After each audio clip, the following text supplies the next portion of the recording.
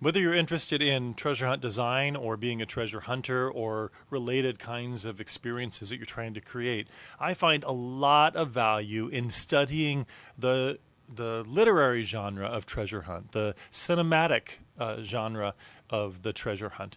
And so what better, more modern, I guess it's not that modern anymore, but what better example than National Treasure, one of my all-time favorite movies.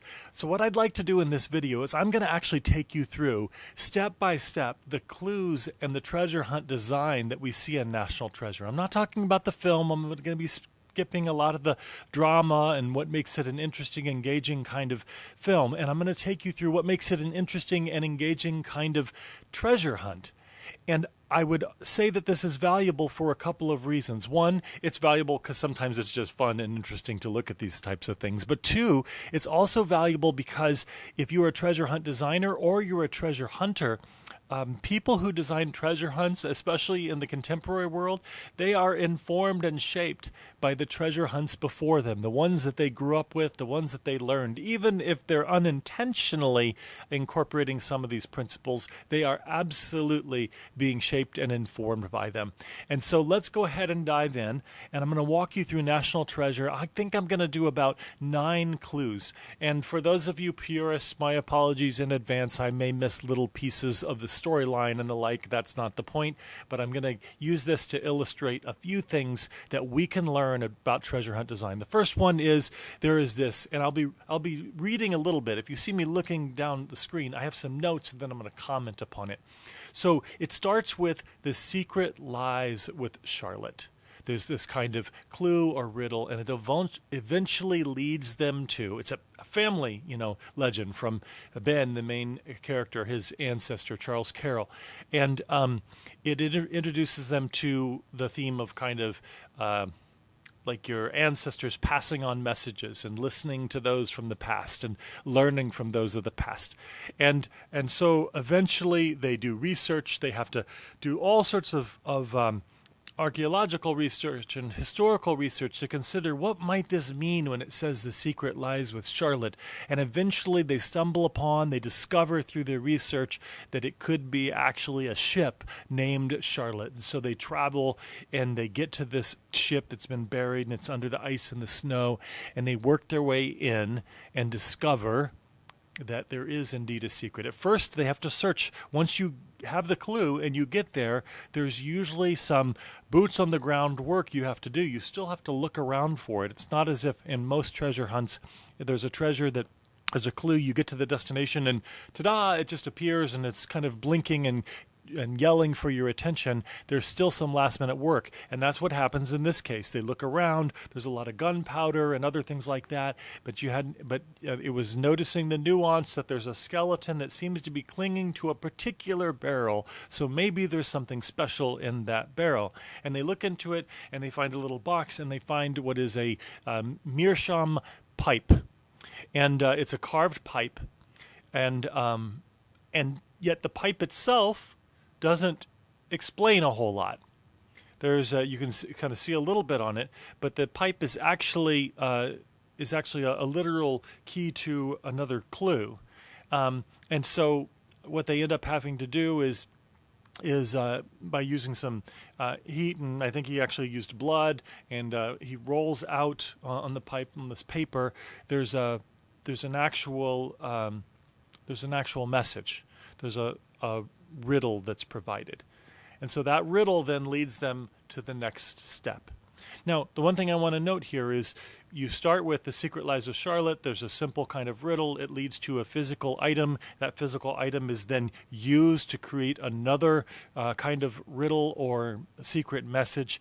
And this secret message then is leading to what eventually becomes the Silence Dogwood letters. So Ben Franklin's letters, and hidden within them is what's called an Ottendorf cipher. So they have to, it's what's so fascinating about this clue is this is content that was readily available to the entire world. So the clue, a part of this journey and the clue to the treasure, is hidden in plain sight for a very long time. Anyone could have seen it, but they didn't know that there were clues hidden there. And so the Ottendorf cipher was used, numbers pointing to words in a known document set. And And then from there, it gives a clue that leads to a belief that they have to look on the backside of the Declaration of Independence. And if you watch the movie, that makes it a really fascinating thing because they end up having to steal the Declaration of Independence to keep the bad guys from getting it and all that good stuff. But then they get the map, and once more, they have the object, the next clue in the clue link object. But there's more that has to happen. So there's lemon juice that they put on with a little bit of heat added, even the heat of their breath, and it becomes visible on the back that there's a little bit of a message. But even there, not the full message is revealed. That clue is not useless just to be discarded. There's even more. So this leads them next to there's a clue referencing pass and stow, and they recognize that as being tied to the Liberty Bell. It leads them there, and they find also a connection, a reminder about daylight savings time, and so time today is not the same as it was back then, and at least the hours of the day are different. And they actually, hidden right on a $100 bill is a sort of a shadow that's pointing to a certain place beneath the Liberty Bell where the next clue resides. And so they get their way over there, and they find that there's a loose brick, or there's a little, I think, a Mason symbol or some kind of symbol on the brick that gives a clue that that's the right one. They kind of work it out, and behind it is a pair of glasses, spectacles with colored lenses.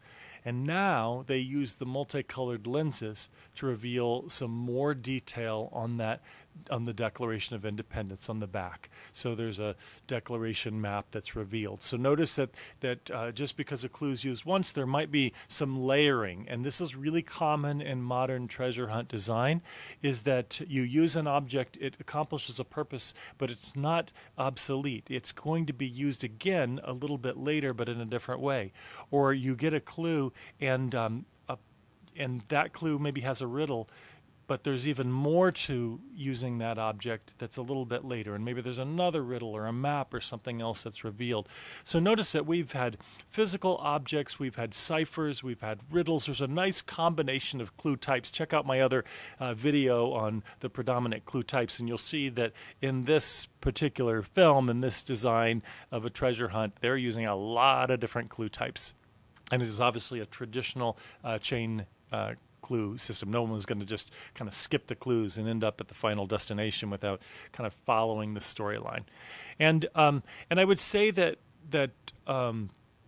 if you will go through these, just kind of going back, looking at my notes again, there's a kind of symbolic treasure that's often done with treasure hunt design to make it more engaging and interesting. So The Secret Lies with Charlotte, that whole piece, it's a legacy. It's the message and the secret message of valuing our ancestors and those who came before us and the wisdom they offer and carrying their stories into the future.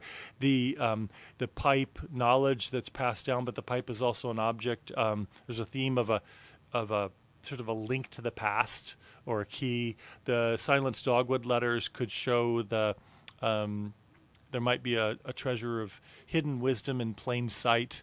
The Declaration of Independence, that the founding document it's both a sort of sacred, civilly sacred object, and it even has more depth and more of a treasure than you might expect. So this great American treasure actually points to a treasure, so you kind of get the layered meaning there. And then also the next one about Independence Hall and trying to find the right brick. Sometimes you can only see the truth at the right moment, at the right time of day. So you get that there are these different sort of symbolic treasures that are passed along. This is true for most forms of treasure hunt design in literature and in film. Is it's adding these layers of interest and intrigue. It's teaching people lessons. It's cultivating a kind of virtue and character and passing on wisdom, even if you never get to the total end. And then we have the discovery of the glasses or tools of interpretation. Everything's not visible to the naked eye, that sometimes there's more than meets the eye. And then eventually they get a clue here at the wall it leads them to Trinity Church in New York. And there's this, you could maybe argue that the sacred and the secret are intertwined. Church is a spiritual place, a place of great treasure. And there's actual treasure hidden beneath it as well. And this idea of having to go underground is a common theme. There's buried treasure and treasures that are hidden in caves and things like that. Sometimes it's done literally, sometimes symbolically. And so then they get there, they break through, and there's a subterranean passage with a lantern. They have to work their way all the way down, and then they get down to the bottom, and lo and behold, they walk into the vault, which is the treasure room. Nope, not quite. So they get to this room, and it looks as if it's been maybe pillaged and others had arrived and taken all the treasure away. But no, now we go full circle. There's a little indentation that's the shape of the pipe, and the two pieces of the pipe go in, and it's used to open a passage that goes into the treasure room, and this massive treasure is visible.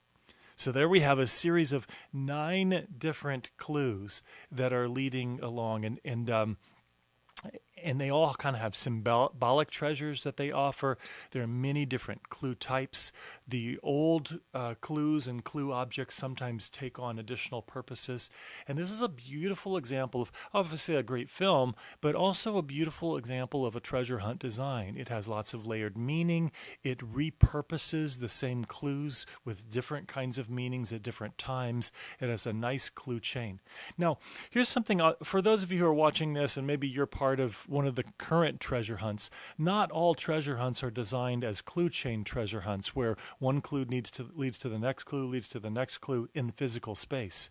Sometimes there's a single clue object that has all of the clues leading up to the final treasure.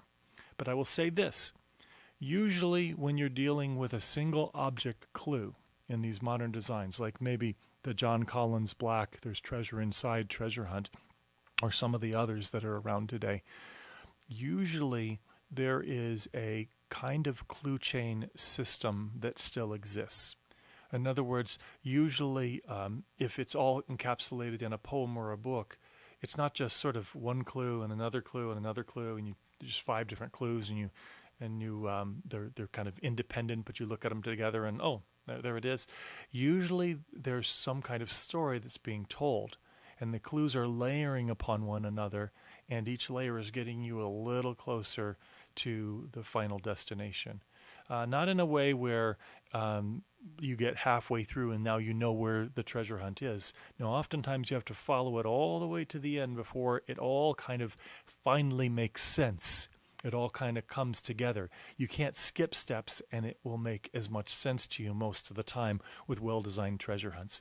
So there you go. That's my little breakdown of National Treasure. I hope you found it interesting, whether you're a treasure hunt designer or one of those treasure hunt searchers. I'm going to do this with a series of different films.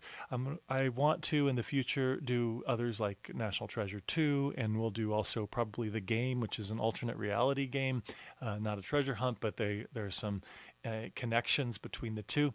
Until then, I wish you the best.